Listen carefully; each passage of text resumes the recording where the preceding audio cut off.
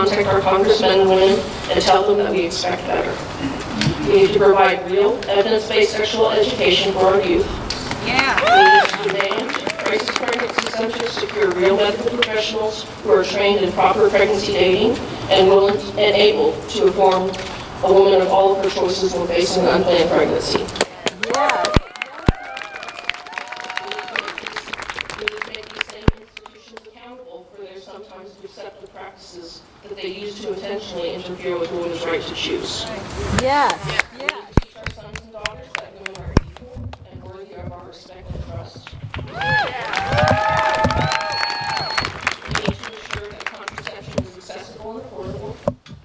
We need to remind our opposition that pro-choice doesn't just mean pro-abortion. Pro-choice means pro-life, it means pro-child, and pro-family.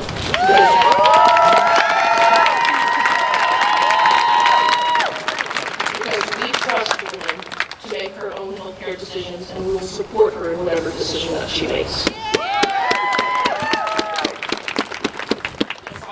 We need to be willing to support this fight with our voices, actions, and pocketbooks, because we all know what we're up against. We must show our lawmakers that we demand reproductive justice and are willing to support this cause both actively and financially. In the words of Dr. Martin Luther King Jr., human progress is neither automatic nor inevitable. Every step towards the goal of justice requires sacrifice, suffering, and struggle, the tireless exertions and passionate concern of dedicated individuals. Previously, my stance was to silently support those doing the hard work of speaking up and speaking out. I signed petitions, I donated money, and passively supported the brave men and women fighting this fight for me and my patients. But then I realized as more and more laws were being passed with the sole intent of hurting women, our voices were being drowned out by hate, controversy, and lies. I realized that I had to actively join this fight because if I wasn't willing to be a voice for women in Arkansas and an example for other pro-choice voices who shared my reserve, then who was? The majority of U.S. citizens are supportive of a woman's right and a woman's right to choose. But we have been unobtrusive for far too long. We must speak up.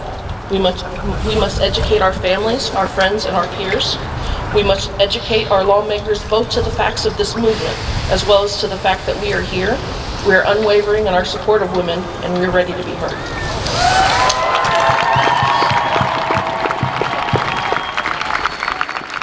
We are the force, and we are the hope behind securing the rights of Arkansas women and women across this country. Everyone deserves the right to confident, compassionate, non-judgmental care, no matter their gender, race, sexual orientation, or socioeconomic status. It is our time, and we will prevail in this fight for safe and legal care, no matter what.